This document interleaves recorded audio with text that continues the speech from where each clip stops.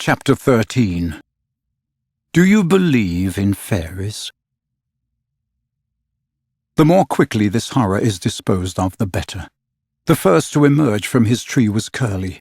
He rose out of it into the arms of Checko, who flung him to Smee, who flung him to Starkey, who flung him to Bill Jukes, who flung him to Noodler, and so he was tossed from one to another till he fell at the feet of the black pirate.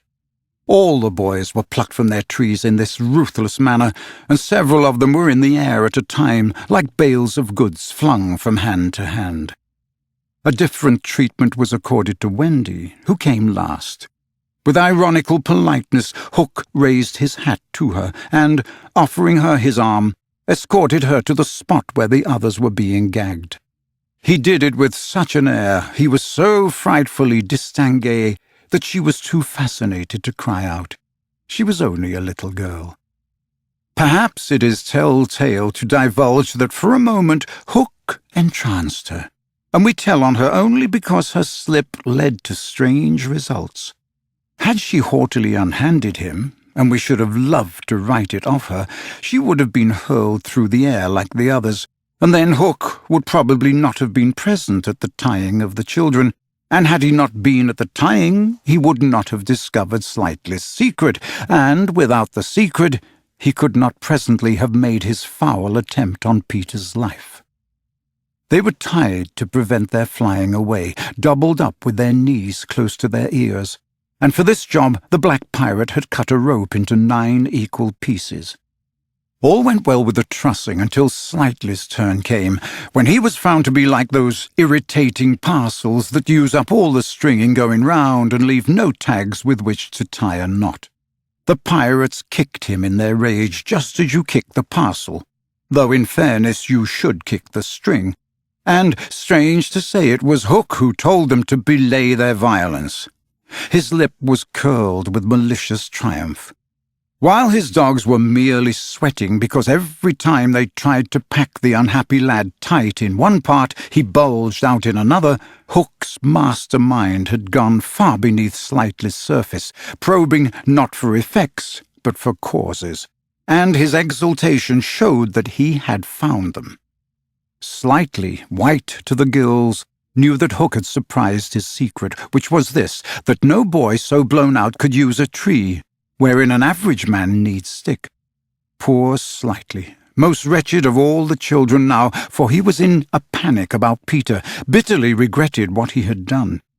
Madly addicted to the drinking of water when he was hot, he had swelled in consequence to his present girth, and instead of reducing himself to fit his tree, he had, unknown to the others, whittled his tree to make it fit him. Sufficient of this, Hook guessed to persuade him that Peter at last lay at his mercy, but no word of the dark design that now formed in the subterranean caverns of his mind crossed his lips.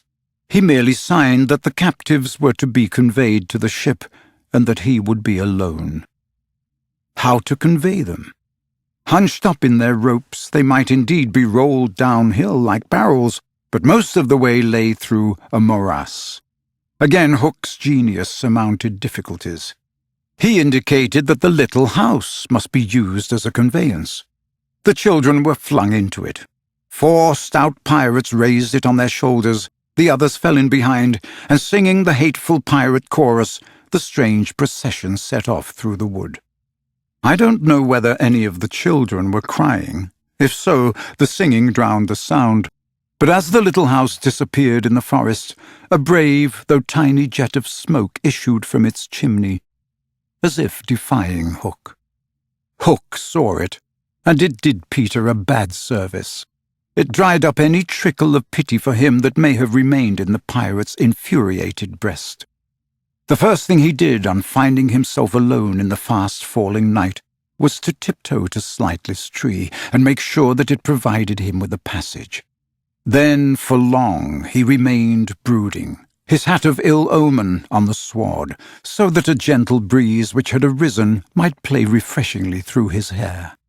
Dark as were his thoughts, his blue eyes were as soft as the periwinkle.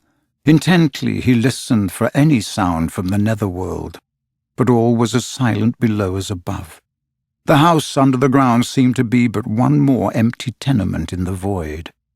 Was that boy asleep, or did he stand waiting at the foot of Slightly's tree with his dagger in his hand? There was no way of knowing save by going down. Hook let his cloak slip softly to the ground, and then, biting his lips till a lewd blood stood on them, he stepped into the tree. He was a brave man, but for a moment he had to stop there and wipe his brow, which was dripping like a candle. Then, silently, he let himself go into the unknown.